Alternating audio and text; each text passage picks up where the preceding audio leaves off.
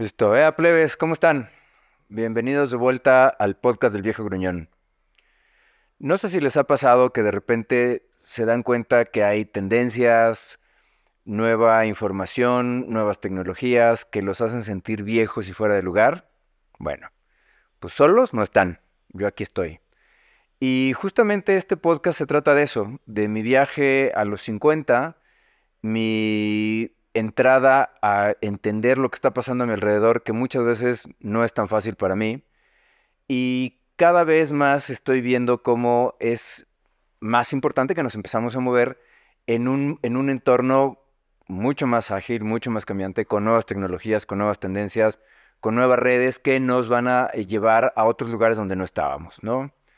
Hoy, por ejemplo, estoy aprendiendo a usar YouTube y entender el logaritmo de YouTube, cosa que yo antes nunca hacía. Entonces, bienvenidos de vuelta. Acompáñenme en este viaje para tratar de entender y de ser más empático con lo que está pasando a nuestro alrededor.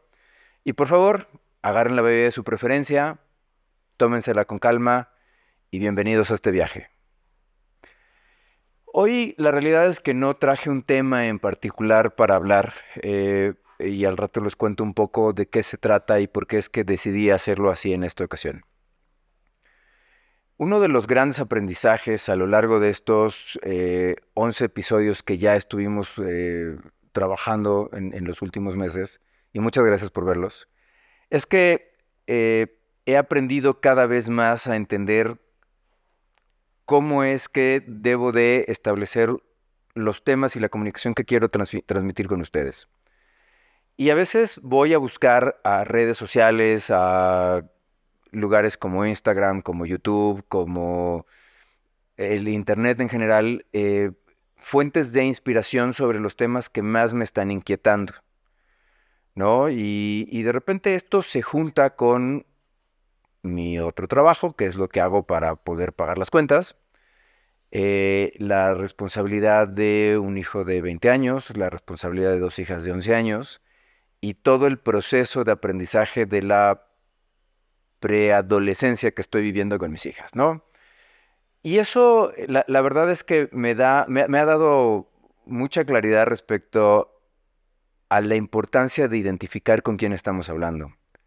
Yo personalmente, cuando creé este podcast, pensé en hablar con gente de mi edad, pero cada vez creo más o estoy convencido de la importancia de hablar a todas las generaciones. Yo creo que como un representante típico de la generación X, criado por mi madre, porque mi papá siempre estaba trabajando.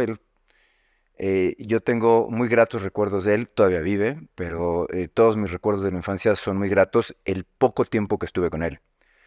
Y esto tenía mucho que ver con esta idiosincrasia en la que vivíamos en los 70s, 80s, ¿no? Y era que el padre de familia era ese proveedor y cuidador de lo que estaba pasando adentro y entonces su obligación era salir a buscar el sustento para darnos todo lo que ellos no tuvieron y las mejores oportunidades. Cada vez que yo despertaba en la mañana, en mi infancia, en la primaria, pues yo me despertaba y mi papá ya no estaba o estaba bañándose a punto de salir y cada vez que yo me iba a dormir mi papá no había regresado, ¿no? Y eso era, creo que lo que muchos de los de mi generación vivimos, ¿no? Padres que no estuvieron, no porque no quisieran, no porque no nos quisieran, sino porque era la dinámica que se vivía y entonces aprendimos a hacer muchas cosas solos, aprendimos a socializar a la fuerza, y cuando digo a la fuerza, lo digo en el mejor de los sentidos. Quiere decir que teníamos que salir a enfrentarnos con gente de nuestra edad, más grandes o más chicos, con el bully, y pues en ese entonces no había ninguno de estos conceptos que hoy tenemos para nuestros hijos, ni estas herramientas que son tan útiles, ¿no? Y era, pues, si te estaban molestando, pues tenías básicamente tres opciones. La primera era ignorarlo y tratar de pasarla lo mejor posible. La segunda era, pues, aislarte, irte a tu casa y no estar cerca de esa persona más. Y la tercera, pues, era agarrarte a chingadazos hasta que te respetaran. Y nos hacíamos de ese lugar de manera forzada, ¿no? Buscábamos que esa posición dentro de nuestro círculo social en la cuadra, pues fuera eh, marcada por lo que nosotros hacíamos, ¿no? Y en algún momento creo que lo dije aquí, en alguno de los otros episodios, y es que la vida se trata de lo que hacemos con lo que nos pasa a lo largo de esta. Y muchas veces hacíamos lo que podíamos con lo que entendíamos, inclusive si por ahí alguien venía y me pegaba y yo no decía nada en mi casa porque me daba pena que me hubieran pegado, pero alguien le decía a mi mamá, pues mi mamá lo primero que hacía me decía, vas, sales, juegas y si alguien te pega, le pegas o si no yo te voy a poner una chinga peor. Bueno, pues era la forma en la que nos educaron, ¿no? Y a veces lo que veo es, o cada vez veo más cuando voy a estas redes sociales a buscar fuentes de inspiración, elementos que me ayuden a crear el contenido que estoy trayendo acá, que seguramente es por mi algoritmo, evidentemente, pero cada vez veo más gente de la generación X, y particularmente en Estados Unidos, que hablan de cómo fue crecer en los 70s y 80s, que fue la época en la que yo crecí, mi primera infancia en los 70s, mi adolescencia y la preparatoria en los 80s y 90s.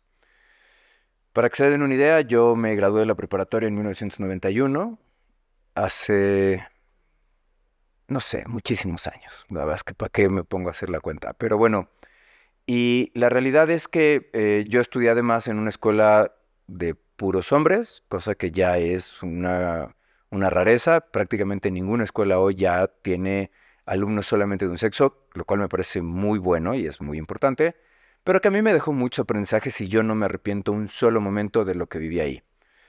Y en todo ese aprendizaje y en todo ese viaje a lo largo del proceso de aprender a socializar, me parece que nos aprendimos a hacer de grupos, ¿no? Como humanos, como mexicanos, somos extremadamente gregarios y tratamos de juntarnos solamente con la gente que tiene esa afinidad con nosotros. Un maestro que tuve en el posgrado, en el ITAM, cuando hacía estadística aplicada, tenía un maestro de muestreo y me decía, todo eso que dicen de que el mundo es un pañuelo es una mamada, no es cierto, no es un pañuelo, este es un mundo de élites. Y lo decía en el mejor de los sentidos, ¿no? Entendiendo por élite grupos cerrados que van a la misma escuela, viven en las mismas colonias, conocen a la misma gente que nosotros conocemos, y por eso era tan común que de repente encontráramos y llegáramos a conocer a alguien que estaba dentro de nuestro círculo con 1 o 2 grados de separación.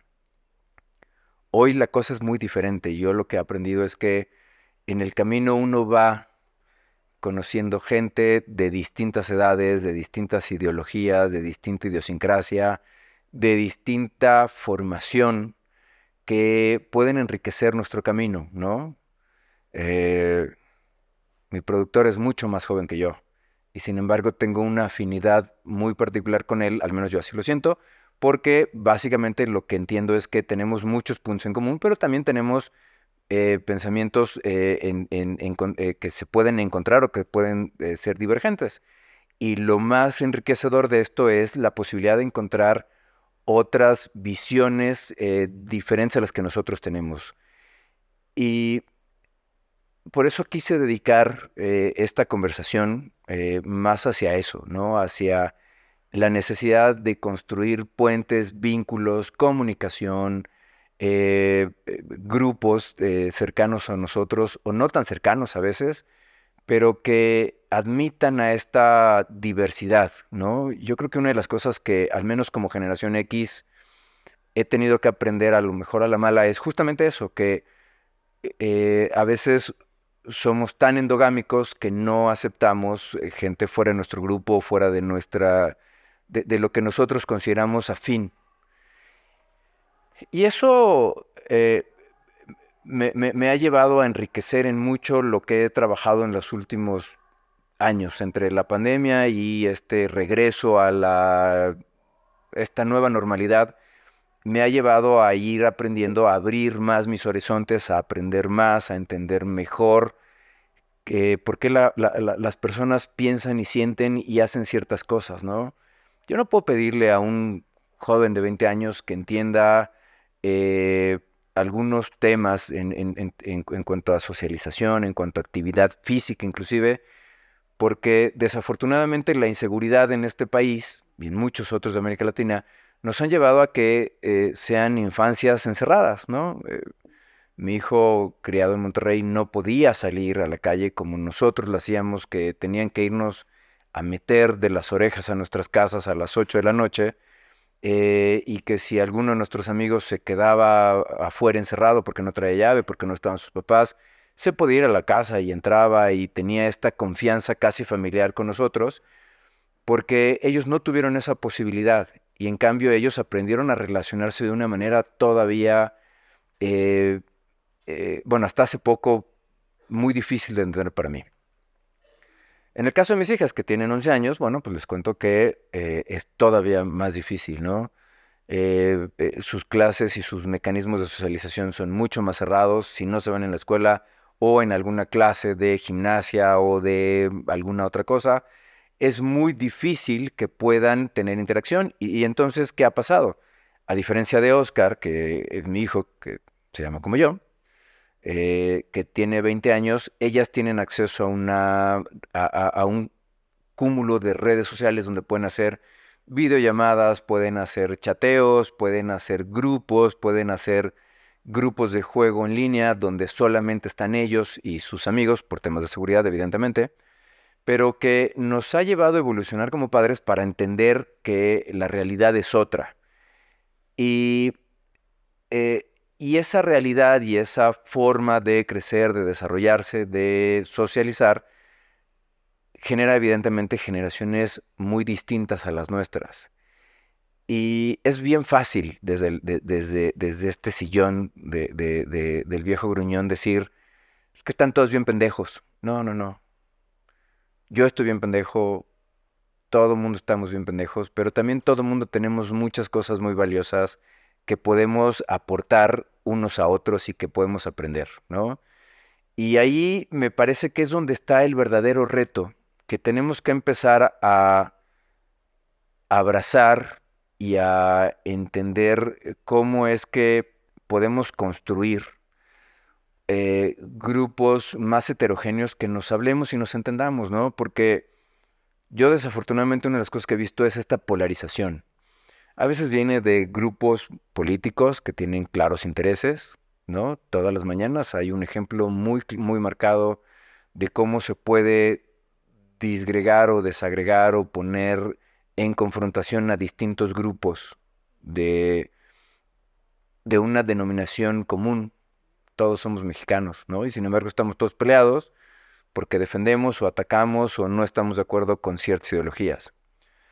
Eh, y tenemos